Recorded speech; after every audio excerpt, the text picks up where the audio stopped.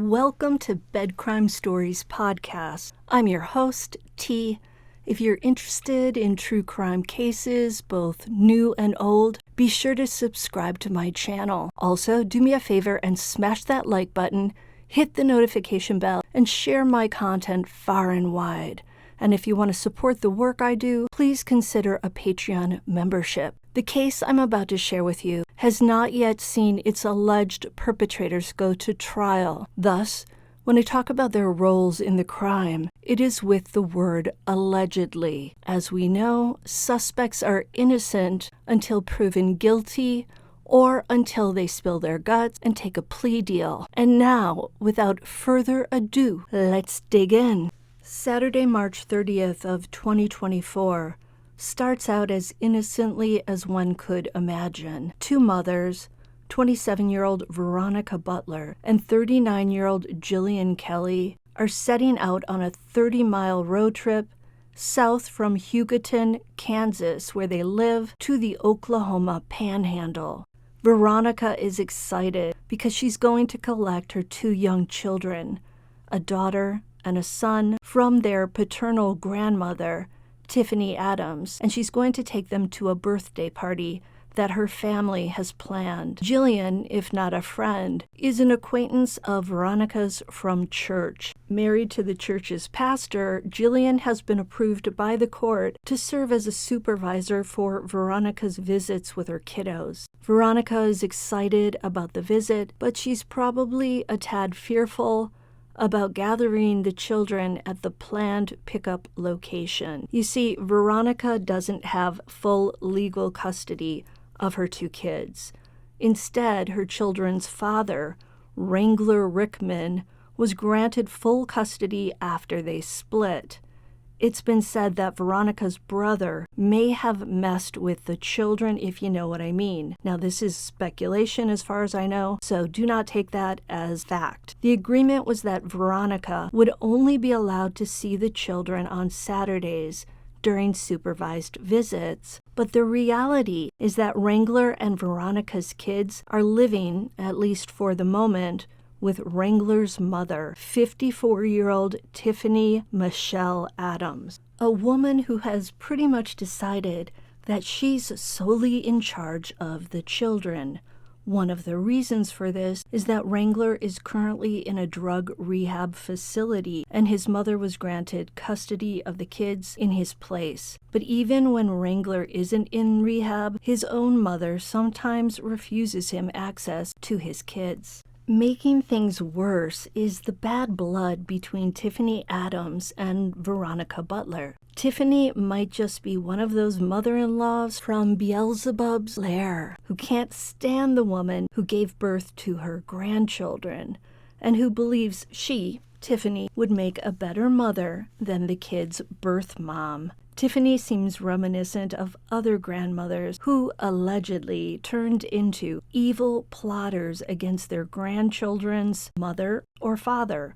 There's Angela Wagner, remember her? Angela, her husband, and her two grown sons allegedly took the lives of 8 members of the Rodin family in Pike County, Ohio, back in April of 2016. Why would they do such a thing? In order to gain full custody of their granddaughter, a little girl Angela's son Jake had with Hannah Rodin. And who can forget Donna Sue Adelson, the steely grandma who's currently locked away in a jail cell in Florida, awaiting trial for her alleged role in her son-in-law Dan Markel's death. Adelson, like Wagner, allegedly wanted full control over her two grandsons' lives, and to do this, she allegedly felt their father needed to go bye-bye permanently, as in he needed to die. I'm going to call this affliction that Angela Wagner, Donna Adelson, and possibly Tiffany Adams too all suffer from. Allegedly, grandmother aside, that's when sweet little old grandma decides to stop baking cookies and instead goes full tilt Rambo on her grandbaby's mother or father.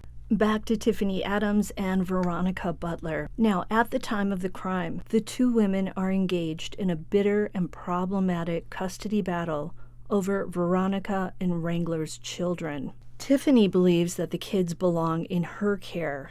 And although it's her son Wrangler who has legal custody of the kids, Tiffany sometimes refuses to let him see his children. And as for Veronica, Tiffany believes that Veronica is allowing her brother in Kansas to mess with the children. And Tiffany uses this belief to justify the evil plan she's allegedly about to put into motion. This whole thing has been in the works for quite some time, and Tiffany's managed to convince 3 other adults of the righteousness of it. Those 3 people are her boyfriend, 43-year-old Tad Cullum, and their 2 friends, 50-year-old Cole Trumbley and his wife, 44-year-old Cora Trumbley. If I didn't know better, I would say Cole and Cora Trumbley were characters out of a Harry Potter book or a Charles Dickens tale, but I digress.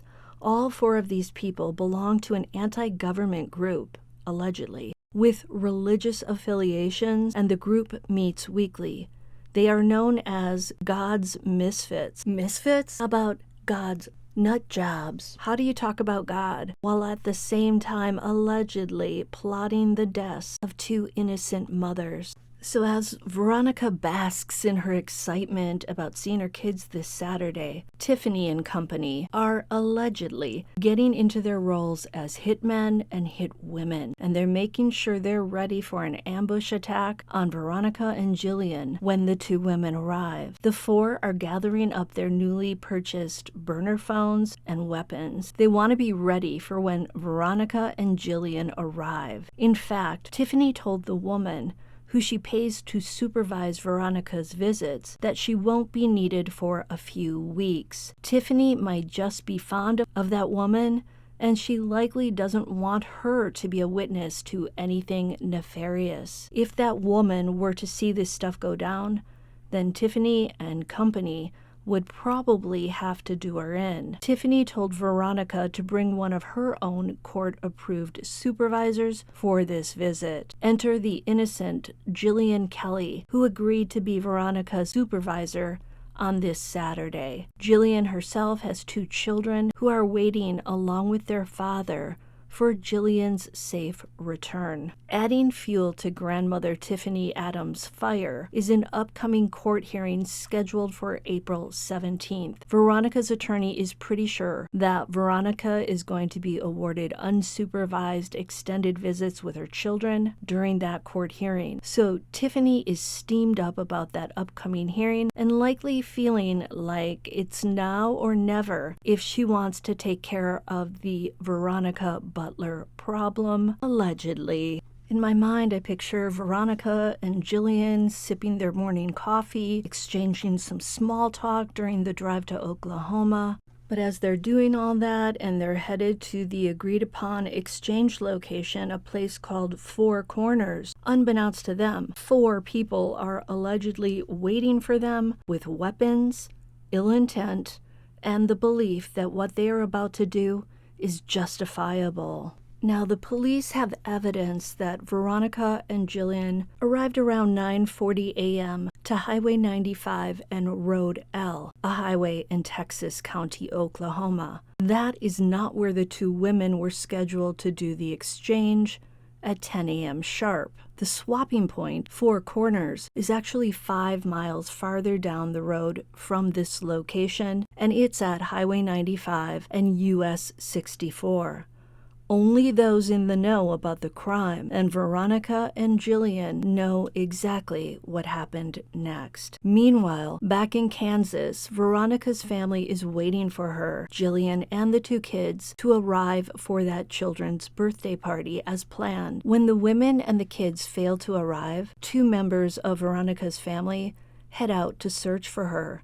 Eventually, they find her abandoned car near Highway 95 and Road L, south of Elkhart, Kansas. The family members immediately alert police to the find around midday. Those 2 family members are immediately frantic because there's a lot of blood on the road and on the edge of the road. Also, Veronica's glasses are on the ground near a broken hammer, and it's obvious this was no robbery because Jilian Kelley's purse is at the scene. What's weird is that a pistol magazine is found inside it, but no weapon. I wonder if that belonged to Jilian or if that's something that the perpetrators left. The police arrive and they examine the vehicle inside and out and the area surrounding it. They conclude that a severe injury has been sustained.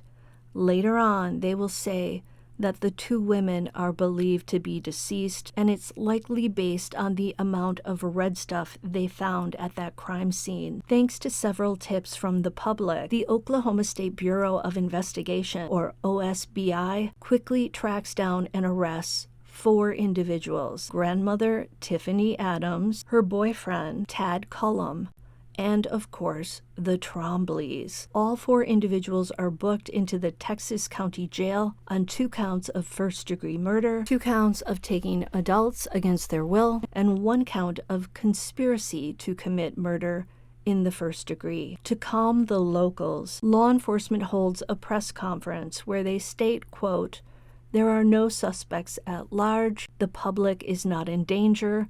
We are extremely grateful that we were able to locate and arrest the 4 people that we believe are responsible for this crime." Texas County Sheriff Matt Boley also tells reporters that the attack appeared to be targeted. He says that when police arrived at the scene, they found, quote, "some things that just weren't adding up and felt this wasn't a random deal," end quote. So 2 long weeks go by as searchers scour the earth in Oklahoma and Kansas to find Veronica and Jilian. Then 2 bodies are found in rural Texas County, Oklahoma on Sunday, April 14th. Those bodies are currently with the Oklahoma Office of the Chief Medical Examiner, and officials aren't saying exactly where the bodies were located or whether or not they were on private property. They also would not discuss the condition of the bodies. The medical examiner is working to identify them and to determine a cause and manner of death. In Oklahoma, first-degree murder is eligible for capital punishment, but prosecutors have not yet decided if they're going to pursue that. Down in Oklahoma,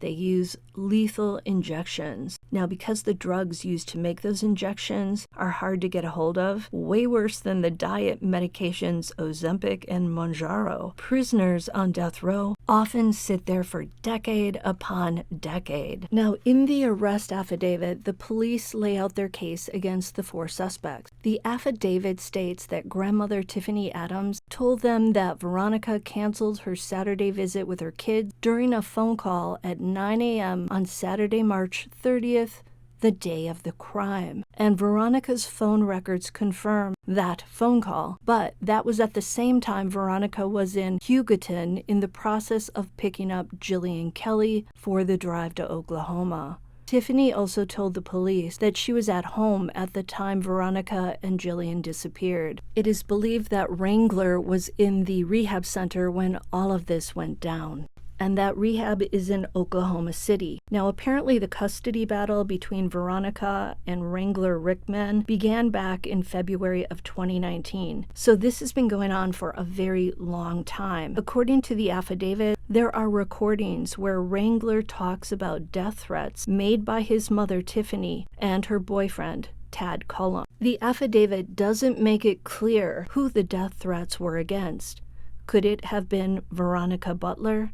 That certainly seems likely, and it was just last month that Veronica requested those extended visitations with her children. Remember, that hearing was scheduled for April 17th, so that was upcoming when all this happened. When the police obtained Tiffany Adams' phone, they saw that the phone had been used to search for the following topics: taser pain level, gun shops, prepaid cellular phones, and how to get someone out of their home. The affidavits also identify a juvenile for whom they use the abbreviation CW, who told investigators that she overheard conversations about Veronica Butler. The teen claims that Cora Twombly, Fiddly-dee, fiddly-doo, yabba-dabba-doo, hooby-boo. Sorry, I'm getting punchy. Said she was involved in the deaths and that Twombly's husband, Cole Twombly, Tiffany Adams, and Tad Cullum were also involved. Now, per this same teen, CW, Tiffany provided burner phones to use so that the four could communicate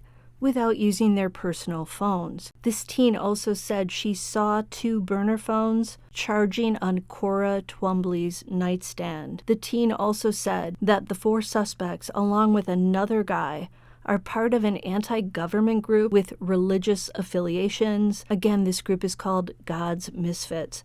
I believe them. They are misfits. Investigators are also saying that Cora and Cole Twombly told a relative that they were going to be on a mission on the morning of March 30th. Yes, I'm sure they were viewing this like some sort of moral mission to make sure Veronica Butler would never see her children again. Why is this mission stuff giving me Alex Cox vibes? Remember him from the Doomsday Mom, Lori Vallow, and cray-cray prophet Chad Daybell case? Per the affidavit, the Twiddly-Dee Twombleys arrived back home around noon on March 30th and told a relative to clean the pickup truck that they had been driving. The relative asked why and was allegedly told, quote, that things did not go as planned, but that they would not have to worry about her, meaning Veronica, again, end quote. Scary. Sounds like maybe the bodies were placed in the pickup truck at some point. And I'm wondering if what didn't go according to plan might be that Jilian Kelley had brought along a weapon of her own. You're talking Kansas, Oklahoma. People are packing, you know what I mean? And if Jilian or Veronica did have a weapon, did they try to defend themselves? And is that why things didn't go according to plan? Maybe the plan was to take them somewhere else because they wouldn't want to have all that red stuff in a public place right there on the roadway.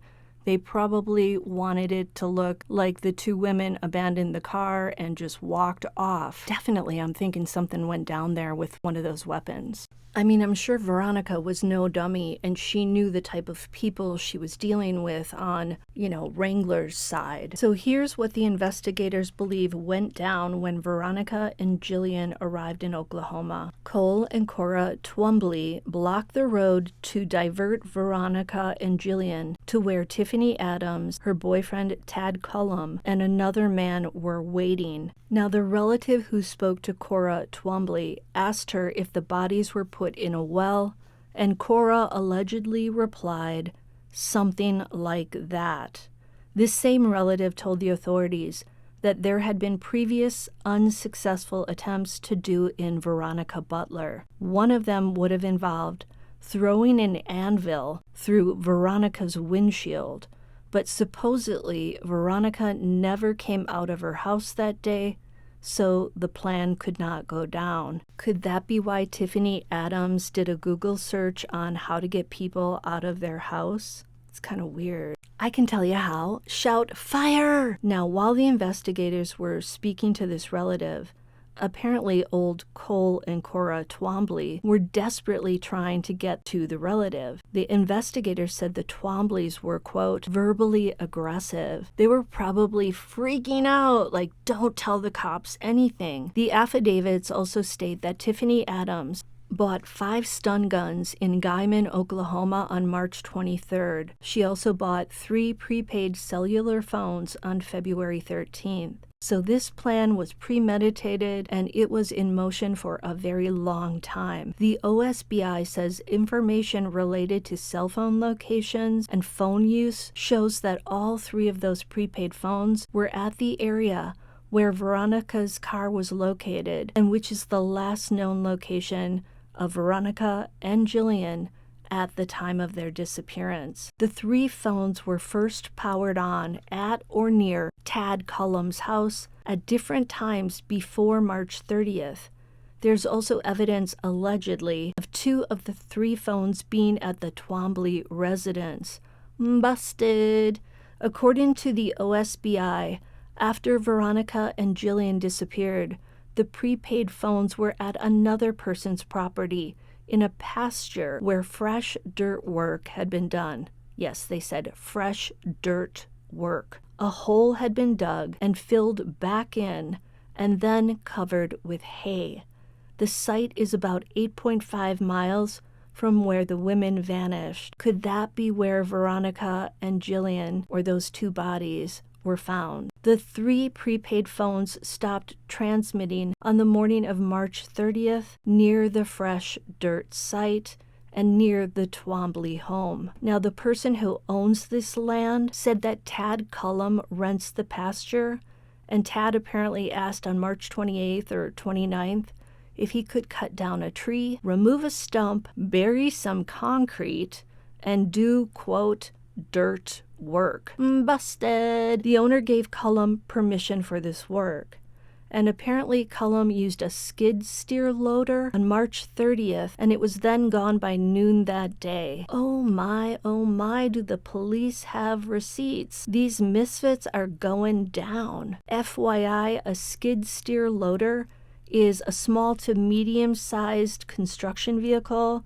usually with one of those big metal buckets on the front, and they're used typically to dig and move dirt. These idiots thought they'd planned the perfect crime. They spent weeks and months getting ready for it, and yet they left behind so much evidence.